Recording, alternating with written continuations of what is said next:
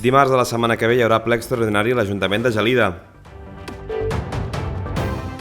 El proper cap de setmana, 12 i 13 de novembre, se celebra a Gelida la Funifira, la Fira de la Mobilitat Sostenible. Èxit de la jornada de donació de sang del passat dissabte a Gelida. S'estan instal·lant plaques fotovoltaiques a l'edifici de l'Ajuntament de Gelida que permetrà l'estalvi energètic. Aquest divendres es presenta a Gelida el llibre Morir-ne 17, de Sergi Balbel. Demà dissabte al matí es farà una batuda dels senglars. Última setmana per participar en el concurs del cartell de Santa Llúcia i també per inscriure's en el Premi Santa Llúcia Solidària. Obert també el concurs per presentar la postal de Nadal entre els alumnes de primer de primària. I acabarem, com sempre, amb l'arxiu.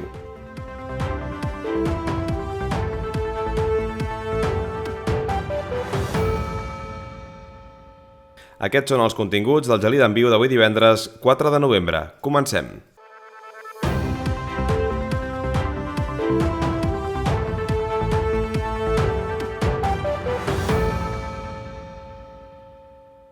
El proper dimarts 8 de novembre hi haurà ple extraordinari a l'Ajuntament de Gelida. Serà a partir de les 8 del vespre i es podrà seguir en directe pel canal de YouTube de l'Ajuntament de Gelida i també a través de Ràdio Gelida.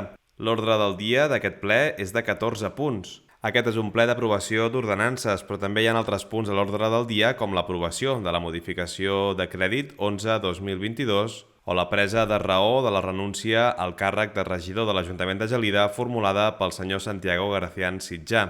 Pel que fa a les ordenances fiscals, es divideixen en 11 punts i es porta a aprovació, per exemple, la modificació de l'ordenança de l'impost sobre béns immobles per l'exercici 2023, l'aprovació provisional de la modificació de l'ordenança reguladora de la taxa per llicències urbanístiques o la comprovació d'activitats comunicades en matèria d'urbanisme o l'aprovació provisional de la modificació de l'ordenança per la prestació de serveis d'intervenció administrativa en l'activitat de ciutadans i de les empreses. També es porta l'aprovació provisional de la modificació de l'ordenança reguladora de la taxa per la prestació de serveis de la gestió de residus municipals o l'aprovació provisional de la modificació de l'ordenança reguladora de la concessió d'ajuts a unitats familiars per l'assistència a les llars d'infants de Gelida per l'exercici 2023. En aquest ple del proper dimarts, dins de l'aprovació d'ordenances, també hi ha la de l'ordenança reguladora de la taxa per la instal·lació de caixers automàtics a les façanes dels immobles amb accés directe des de la via pública. També es porta a aprovació la modificació de l'ordenança de l'IAE per l'exercici 2023 o l'aprovació provisional de l'ordenança fiscal de l'impost sobre vehicles de tracció mecànica per l'exercici 2023. També dins de les ordenances es posarà a aprovació la modificació de l'ordenança de l'impost sobre construccions, instal·lacions i obres per l'exercici 2023 i l'aprovació provisional de la modificació de l'ordenança reguladora de la taxa per l'ocupació de terrenys d'ús públic amb vetlladors, taules, cadires i atraccions amb finalitat lucrativa. Com dèiem, aquest ple es podrà seguir en directe a partir de les 8 del vespre del proper dimarts a Ràdio Gelida i també al canal de YouTube de l'Ajuntament de Gelida. El cap de setmana que ve, el 12 i 13 de novembre, se celebra a Gelida la Funifira, la Fira de la Mobilitat Sostenible. Avui al Gelida en Viu repassem les activitats d'aquesta fira. El 12 de novembre a les 11 del matí a l'Escola Montcau, a l'espai Fira de la Mobilitat Sostenible, hi haurà la inauguració oficial de la Funifira 2022. Aquesta fira, que com dèiem es farà a l'Escola Montcau, estarà oberta el dissabte de 11 a 2 del migdia i de 4 a 8 del vespre, i el diumenge de 11 a 2 del migdia. Els participants de la Fira de la Mobilitat Sostenible serà Autogelida, Ecopikes, Grup Les Ceps, Jaquet Motos i Som Mobilitat. Falta només una setmana per començar la 12a edició de la Funifira, una Funifira 2022 en què presentem força novetats en comparació amb altres edicions. Una d'elles que volem destacar és, vista la necessitat de promoure la mobilitat sostenible, doncs la primera fira dedicada a aquesta activitat, a la mobilitat sostenible, que podreu visitar a la fira, al pati de les escoles Montcau, on trobareu dos concessionaris de cotxes que ens presentaran cotxes híbrids i elèctrics, també motos elèctriques i també patinets, bicicletes i bicicletes tradicionals, lògicament. A més, a la tarda del dissabte, a les 6 de la tarda, tindrem una xerrada de la comunitat Som Mobilitat, en què ens explicaran altres maneres de poder transportar-nos i viatjar de forma sostenible. Durant la Funifira també es farà la primera trobada de clics de Playmobil. Es farà una exposició de Playmobil al Saló d'Espectacles del Casal. Es podrà visitar dissabte i diumenge al matí i a la tarda.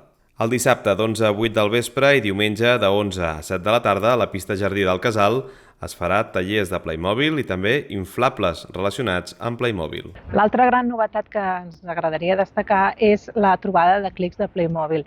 Ja deveu haver vist per les botigues que hi hem repartit els diorames, les petites representacions de la botiga, del comerç, amb clics, i ja podeu començar a participar en aquest concurs per trobar el clic que no encaixa en aquell diorama. Trobareu aquests fulletos i simplement el que heu de fer és posar a quin clic és el que no és correcte i el nom del comerç.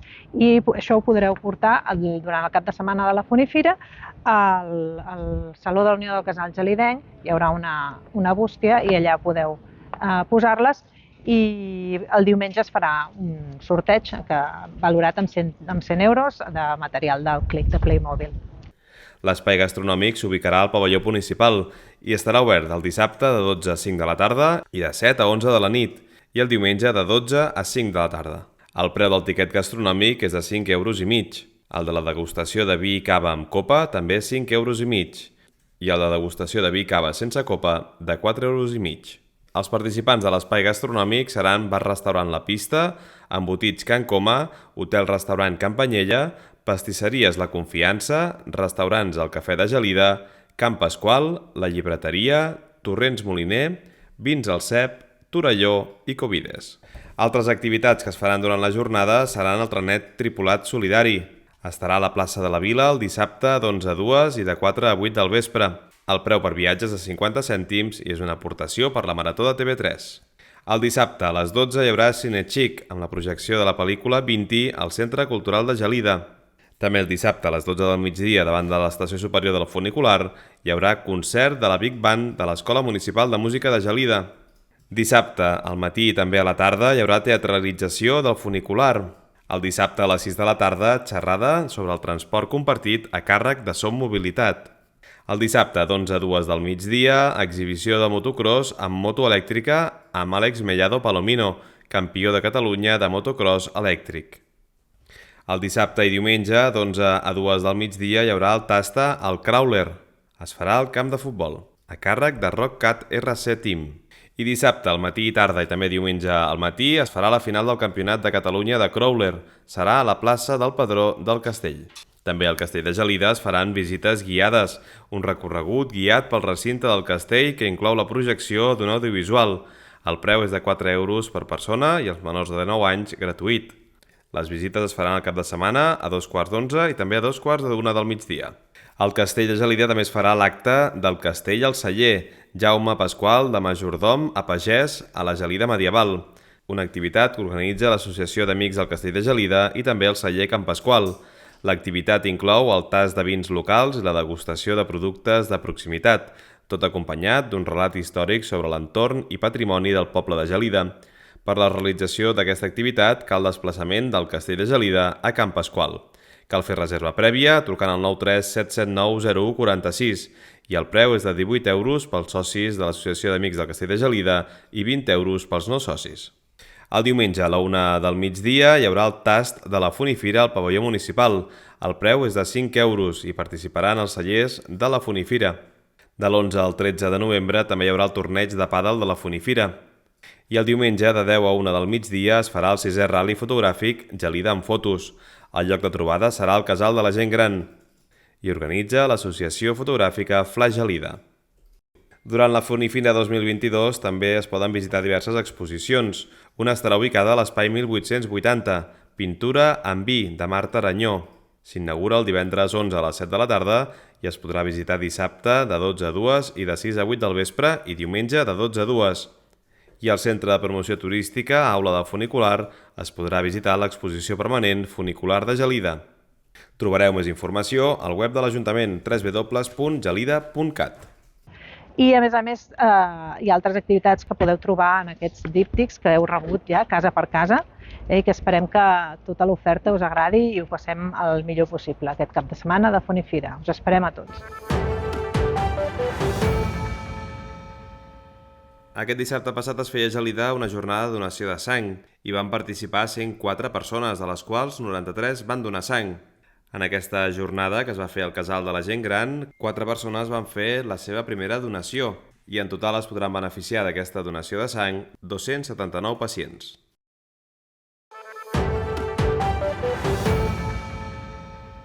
L'Ajuntament treballa en la instal·lació de plaques fotovoltaiques a l'edifici de l'Ajuntament.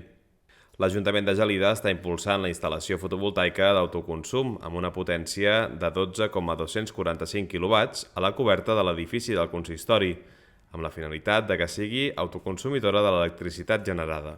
Aquesta instal·lació té per objectiu promoure les energies renovables, disminuir les emissions d'efectes hivernacle i rebaixar la despesa econòmica pel consum de l'edifici.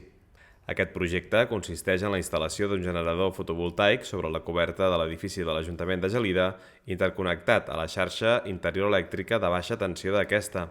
L'energia excedent, no autoconsumida de manera instantània, s'injectarà a la xarxa de distribució i serà compensada posteriorment.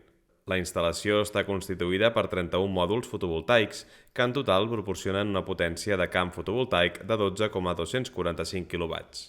Els panells generaran un total de 17,25 MWh anuals i de l'estudi de l'històric de consums horaris de l'edifici se n'extreu que tota l'energia produïda serà autoconsumida de manera instantània. El generador fotovoltaic està format per una sèrie de panells connectats elèctricament entre si que transformen l'energia solar en energia elèctrica, generant un corrent continu proporcional a la irradiància solar que incideix sobre aquests. Aquesta actuació s'emmarca en les accions plantejades en la línia de la política de transició energètica que s'està impulsant des de l'equip de govern. A més, responen a una proposta plantejada i aprovada per votació mitjançant els pressupostos participatius celebrats l'any 2021.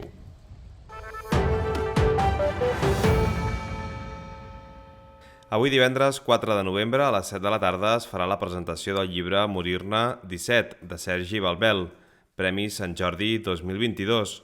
Aquest llibre explica la història d'Ernesto Calvo, fill d'una família immigrant vinguda del sud d'Espanya, que neix i creix en una ciutat industrial del Vallès Occidental, en el qual s'integra com el més català dels catalans.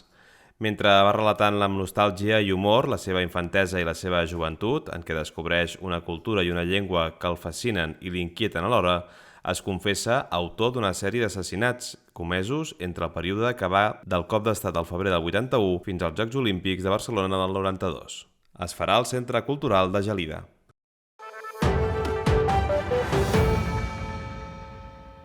Demà dissabte, 5 de novembre, des de les 7 del matí fins a les 3 de la tarda, hi haurà batuda de senglar a Gelida.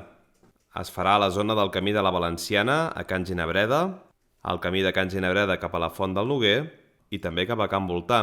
La batuda també es farà des del Camí de Can Rossell de la Muntanya fins al Camí de Can Ginabreda i també a Can Voltà, i el Camí de la Font Freda a Can Rossell de la Muntanya. Es demana seguir els consells de seguretat i extremar les precaucions. Es convoca un nou concurs per al disseny del cartell de Santa Llucia 2022. Està obert el termini de presentació de les propostes que han de ser lliurades abans del dilluns 11 de novembre a l'Ajuntament de Gelida. Podrà participar al concurs qualsevol artista, dissenyador, dissenyadora o també persona que estigui interessada. Temàticament, les propostes hauran d'inspirar-se en i en reflectir la celebració de la Diada de Santa Llúcia a Gelida. Es valorarà que la idea sigui original i que no sigui reproducció total o parcial d'altres o altres obres ja executades o en execució. Podeu trobar les bases d'aquest concurs a la pàgina web de l'Ajuntament de Gelida. I també està obert la convocatòria del 22è Guardó Santa Llúcia Solidària. S'hi poden presentar aquelles ONGs o associacions que disposin de programes assistencials que tinguin com a objecte prioritàriament l'erradicació de la fam. El guardó és de 1.500 euros i es poden presentar les sol·licituds abans de l'11 de novembre de 2022. També podeu consultar les bases a la web de l'Ajuntament de Gelida, www.gelida.cat. La regidoria d'Educació de l'Ajuntament de Gelida organitza per segon any consecutiu un concurs de felicitacions de Nadal per tots els alumnes que visquin a Gelida i que estiguin cursant primer de primària. La felicitació guanyadora serà la que l'Ajuntament utilitzarà com a Nadala corporativa i serà enviada a totes les cases de la població. A més, totes les felicitacions seran exposades durant les festes nadalenques. Hi poden participar tots els alumnes de primer de primària de l'Escola Montcau i també de l'Escola Les Fonts i tots aquells alumnes de primer de primària empadronats a Gelida, independentment de l'escola on estiguin inscrits. La proposta s'haurà de presentar abans del dia 28 de novembre del 2022. Els alumnes de les escoles de Gelida hauran d'entregar les seves propostes a les tutores o tutors dels centres educatius. En el cas dels alumnes que estudien fora de Gelida, la poden presentar a l'Oficina d'Atenció al Ciutadà de l'Ajuntament de Gelida, adreçades a la Regidoria d'Educació. Trobareu les bases a la web de l'Ajuntament www.gelida.cat.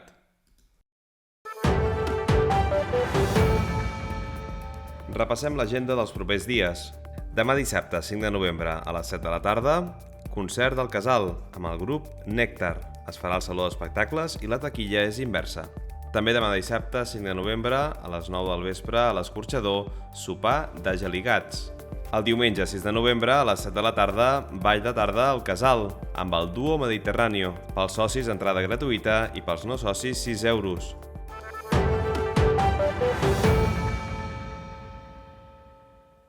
El passat dimecres, les regidores de l'Ajuntament vam ser convidades a una nova xerrada del grup Ametller, l'enèsima maniobra del grup de Josep Ametller per intentar convèncer a les regidores per formular una reforma del POUM, el Pla d'Ordenació Urbanística Municipal. Que l'Ametller vol que les regidores d'aquest Ajuntament votin a favor d'una modificació d'aquest planejament per poder omplir-se les butxaques, per fer negoci al territori de Gelida i com a empresa capitalista tenir els màxims beneficis possibles. Nosaltres, com a CUP, com a assemblea local i com a militants anticapitalistes, no podrem votar a favor d'una modificació tan descarada a favor dels interessos del capital. Ens sap greu perquè la resta de partits polítics d'aquest plenari votaran a favor d'una modificació que no ha estat ni presentada, ni exhibida, ni mostrada a cap de les persones que va votar, cap de les persones que va fer a la resta dels 12 regidors que puguin ser aquí. Per tant, tornem a remarcar que això és un frau democràtic que no pot tirar endavant sense que cap dels partits polítics que els hi dona suport ho hagin portat en el seu programa electoral.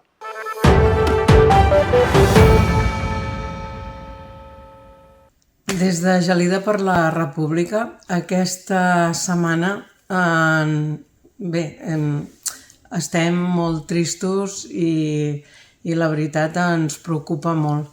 Ens preocupa molt perquè ens vam llevar el dimarts veient destrosses als nostres carrers i creiem que no, després de celebrar la castanyada o Halloween, creiem que no és la millor manera de despertar-te veient el que va passar als carrers de Gelida. Apel·lem des d'aquí a les escoles, a l'institut, sobretot a les famílies i als nostres joves, que ja sabem que no són potser els joves de Gelida, sinó que els de la contornada, que també ens van vindre a Gelida, però apel·lem al civisme i sobretot no destrossar i estimar el nostre poble. Creiem que això és des de ben petits que s'ha d'educar i és des de les famílies i les escoles que ho hem de fer conjuntament i també de la mà de l'Ajuntament.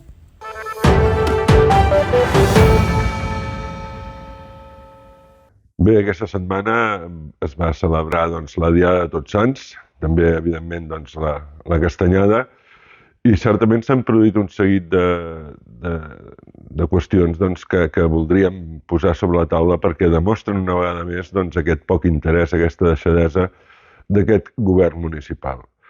Més enllà del que cadascú pugui pensar respecte a aquesta celebració a nivell religiós, el cert és que cada any hi ha hagut des de sempre o des de fa molts anys un servei complementari pel que fa a la policia municipal, com també a les persones que estan treballant en el si del cementiri per ajudar a les persones o famílies que van a dipositar-hi flors i que necessiten les escales, etc.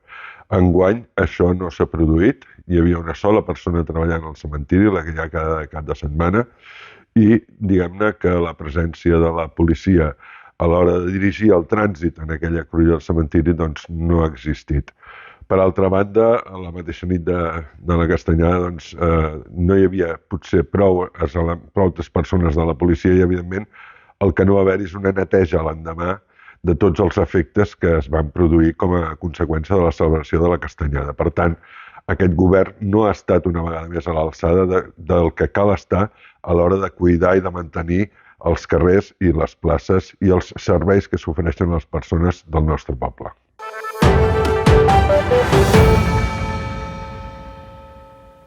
Aquesta setmana gelida, sense cap mena de dubtes, vam despertar-nos el dia 1 de novembre, el dia de Tots Sants, amb unes imatges que cap de nosaltres hagués volgut viure ni veure després d'una nit on, evidentment, va haver-hi molt d'incivisme, va haver-hi molt vandalisme a Gelida i, per tant, és evident que són uns fets que condemnem des de l'Ajuntament i que no es poden repetir. De tota manera, jo vull fugir de la criminalització indiscriminada del jovent. No és cert, no són tots els joves i les joves. És una minoria els que fa aquests actes vandàlics, però de la mateixa manera que dic que són una minoria, també dic que és impossible que l'Ajuntament permeti que aquests actes es facin. S'han de trobar les maneres d'aturar. Per tant, des de l'endemà mateix, des del dia 2, ja es va fer una primera reunió amb els diferents àmbits de l'Ajuntament que poden estar inserits en aquesta problemàtica per veure de trobar solucions i per fer que l'oci nocturn a Gelida, com la resta de l'oci i com tota la nostra vida en el dia a dia, sigui la vida de Gelida, del poble que tots coneixem i estimem, que és una vida de convivència entre els gelidencs i les gelidenques. Per tant, tota la condemna a tot aquest incivisme, a tot aquest vandalisme, també el compromís per part de l'Ajuntament de posar-hi totes les mesures necessàries perquè és imprescindible aturar aquestes actituds.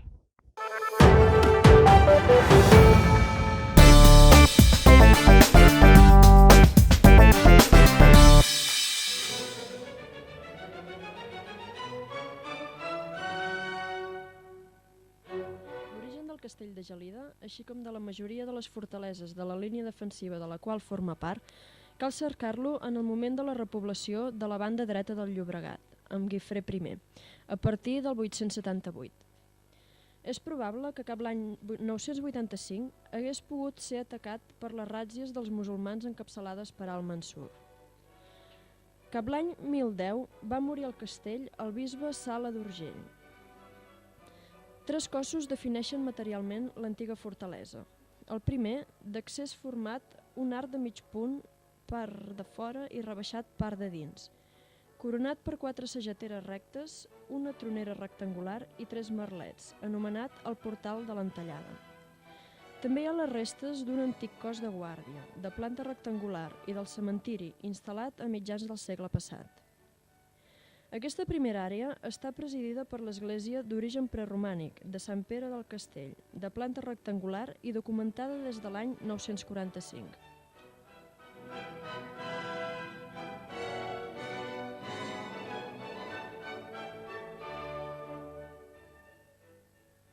L'actual campanar, de base quadrada i cos superior octogonal, adossat a la capçalera del temple, és de l'any 1796. El segon recinte del castell, immediat al campanar, enganxat al qual existeixen les restes d'un portal, amb un tros de golfo que complia la funció de tancar el recinte militar i residencial de l'eclesiàstic. Conserva les restes d'un palauet gòtic, molt possiblement construït pels banquers barcelonins Bertran, on s'observen les restes de parets d'una gran sala gòtica. Aquesta construcció barrava el pas a qualsevol estrany, ja que un dels seus murs es prolonga cap a l'exterior en tota la seva alçada, cloent el camí de damunt la penya ran del barranc i obligant a passar pel seu interior. També es troben les restes de dues cambres enganxades a la mateixa sala. Hom troba un gran pati a cel obert, damunt del pendent rocós, on cal esmentar el camí central excavat a la penya. A l'esquerra, una petita construcció amb les restes de volta de mig punt anomenada el forn. A la dreta, una llarga estança sense sostre que pogué contenir unes cavallerisses o un gran dormitori per la tropa vorejat a banda i banda per muralles i torres. El tercer cos, el més important i conservat, destinat a usos militars principalment i en part residencials, era l'antiga plaça d'armes de la fortalesa, de planta irregular, eixamplada en diverses èpoques i que avui encara conserva les restes de la torre circular, de l'homenatge, volada per ordre de Felip V, el 1714, i gairebé la totalitat dels murs perimetrals sobresortint la gruixúria de gairebé 2 metres del mur de la banda dreta. La immensa torre de planta semi-el·líptica situada a la part més vulnerable del recinte.